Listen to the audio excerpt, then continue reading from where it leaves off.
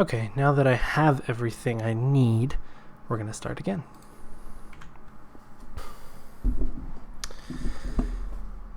Hello everybody, Drew Lewis here. Good to see you again. We got a little different format going on because we moved, and I'm also not wearing glasses because I don't need glasses. They're just computer glasses, but they reflect the screen too much, so I'm not going to wear glasses. But anyway, welcome back, whether you're watching this on YouTube or Facebook. Today I'm going to be talking about why I chose self-publishing versus traditional publishing. There's a lot of reasons to go with traditional publishing, and there's also a lot of reasons to go with self-publishing. I'm going to talk on the reasons that I chose self-publishing. I definitely think that if you're like the next George R.R. Martin or Brandon Sanderson or something, you should definitely go for traditional publishing because you know it's going to be like massive. And also you have lots and lots of money. So let's get started here. Got a little PowerPoint I made. Have been up all night because I'm on night shift, so that's cool. So this is why I am self-publishing versus traditional publishing. Firstly, I would love to have absolute creative control. I'm a huge creative. I love doing music and recording and doing drawings and book covers and that kind of stuff and bookmarks. So I definitely want to have complete control over what happens with my stories, from creating what I want to create, tell the stories I want to tell, to not have any restrictions on my imagination, and not have anybody really imposing their thoughts or like society's thoughts on what I should put in the book, but rather like, whether it's me and my wife or friends or family, we kind of discuss like, is this okay to put in the book? Like, is this character fine, or should this character be in the book? But not having like a publishing company like over my shoulders, like, what you writing about? Are you turning that in on time? Okay, we'll make sure you add this character in because we need that kind of character. It's like, yeah. So I'll be also touching on this in a future video of what I'm restricting on myself for my stories. So that'll be a separate video I post. But anyway, I want to help make all the decisions. Again, with my wife, we'll be editing together, with friends and family. My father-in-law is a photographer, so I might do some photography or something for some of the book covers. But anyway, just absolute 100% creative control. Next is cost. Traditional publishing can be very costly sometimes, a lot of the time, and it also takes a really long time to get off the ground, where you can submit a book and they're like, okay, we approve. We'll publish it in 4 years. You're like, okay. But generally, they do the marketing. You have to do some marketing. You have to have some sort of public image kind of built up, like a platform, kind of like I'm doing with Facebook, Instagram, Twitter, YouTube. But for me, although I'm doing all the marketing, I'm not paying for an editor or for an agent or an illustrator. Like, we're doing everything. And that's what I really like about self-publishing, is that you get to do everything without feeling like you need to pay someone to do it. And for me as a creative, I love I have drawn a bunch of my characters. I don't want to spoil anything here because I want to kind of start fresh with nobody kind of knowing what the characters look like yet. But I've drawn a lot of my characters, and that kind of gives me a better idea of what they look like and maybe how they sound. And also I like doing the voices for them too. So with Amazon, you can self-publish a book for free. You just go on there and you self-publish it, and then basically you make what you make. You get out there and start making YouTube videos and Facebook videos about like, hey guys, go check out my book or check out this person. And that person might be like, oh, go check out this person. And so kind of like you're doing all the marketing, versus traditional publisher where like you have that platform and then they help with marketing, or they'll pay from what you've paid them or something. So you're still technically paying, but and it's really iffy, like with all the costs that go in, because there's like paying your agent to get a publisher, and then you pay the publishing company and they own the rights and all this other stuff. So self-publishing is very simple. I think you go on Amazon, you self-publish your book, you put it in a format, you get it edited, you don't need an agent, but you get the book cover done, you get everything together, and you just like put it out there and you let people know about it, and you build an audience, and eventually somebody's hopefully going to buy your book. With traditional publishing, you have more of a chance of making it big. I'll touch on this later too, but Another con is that it's not very professional looking. You might see like a self-published book that's just like a photo of somebody in the street, and you're like, this doesn't look too great. Generally people say like, oh, don't judge a book by its cover, but sometimes you do. Sometimes you're like, I want that book because it looks cool. For example, I have some books here. So I don't know if you can see this. I can't see my webcam right now, but also I hope that switch the thing. But here we have Redwall. This is very cool drawing there. One of my favorites that I just got recently was Brandon Sanderson's The Way of Kings. Very cool with like this like sky and everything like that. It's so cool. Another really fun one that I have is the Cthulhu stories. This I really, really like. And then obviously The Hobbit. This is a really cool cover.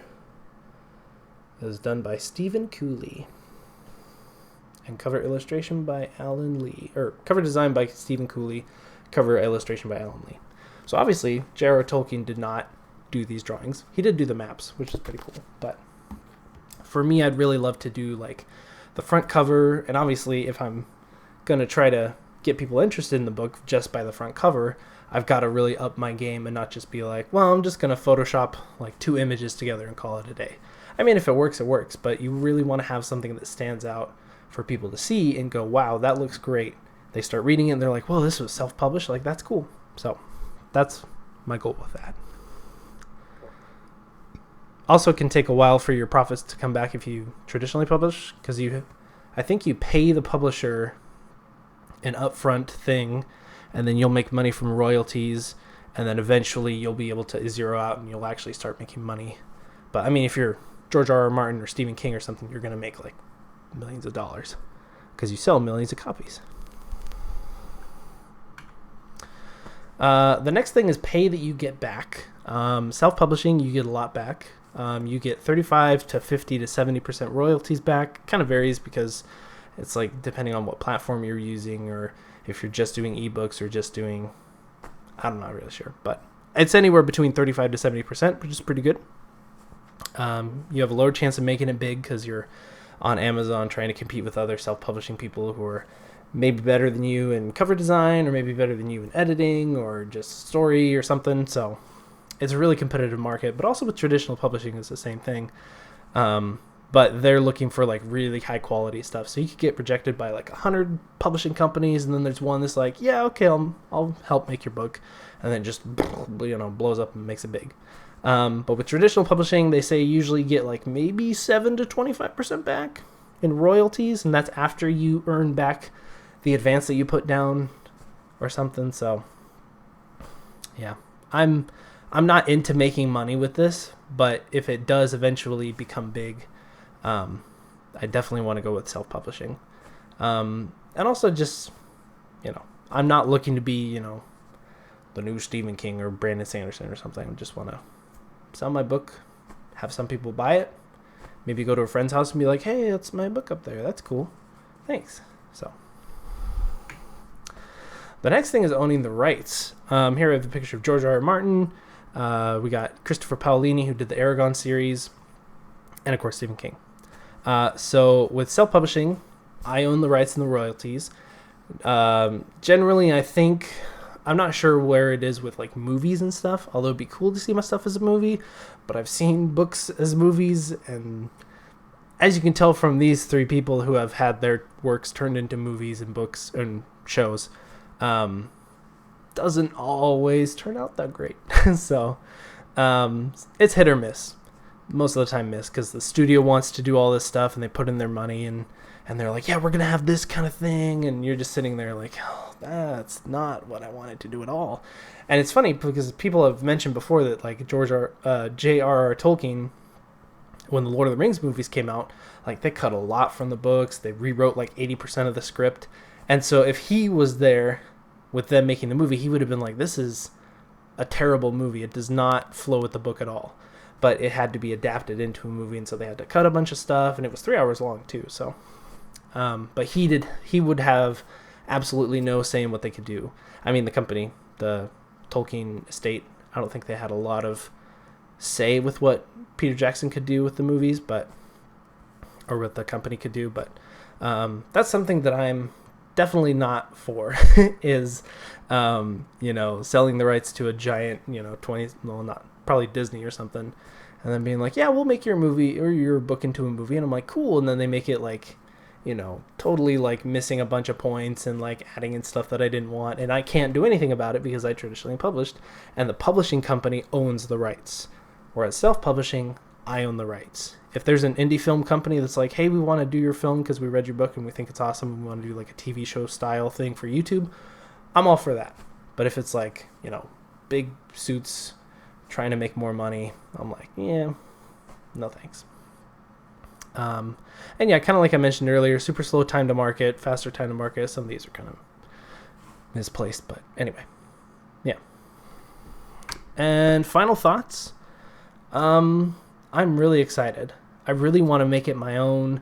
I'm really excited to just become a little bit more extroverted and start like outsourcing to people and just be like, hey, you guys should check this out, and really happy to be here, and you should give me your thoughts on this, and be more engaging with an audience than, and actually having motivation to be than before when it would be making YouTube videos for fun and I wouldn't really have a reason to keep making them. But this I definitely have a reason to. It's for me to express myself through my writings, and I'm also going to be making a video of how I got into writing later on. But yeah, just sharing this art with people. And also another thing to look forward to is that I will be recording the audiobooks for each book that comes out myself, because I have a mic and piano and music set up. So look forward to that in the future, the very far future.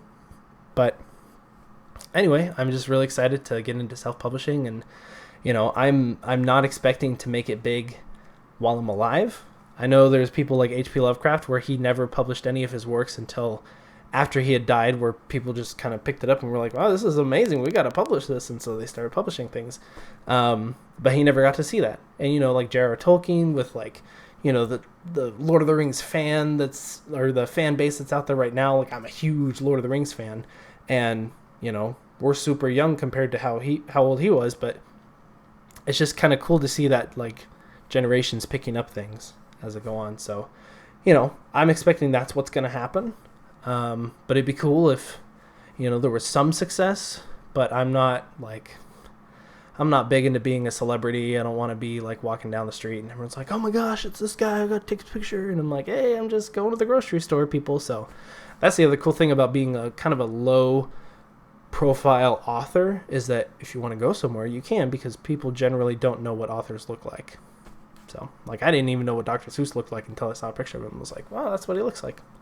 I mean, I kind of pictured like a guy with glasses and a white beard, but, anyway. So, yeah, I'm really excited to start making some more videos, getting into my editing. We're actually moving in a dining room table today into our apartment, so I'm going to be probably postponing my editing until Monday or Tuesday, probably Tuesday. And I'll give you guys an update on that this week. And also I'm going to be posting some videos about, I still can't remember how I pronounce it. I think it's Skazgzovsava. Anyway, it's a word I came up with, which is basically like an E for everyone, T for teen rating for my books that I came up with. So I'll explain all that in a video. I'll explain how I got into writing and reading, all that jazz, sometime either this week or next. So look forward to that, and I'll see you guys later. Peace.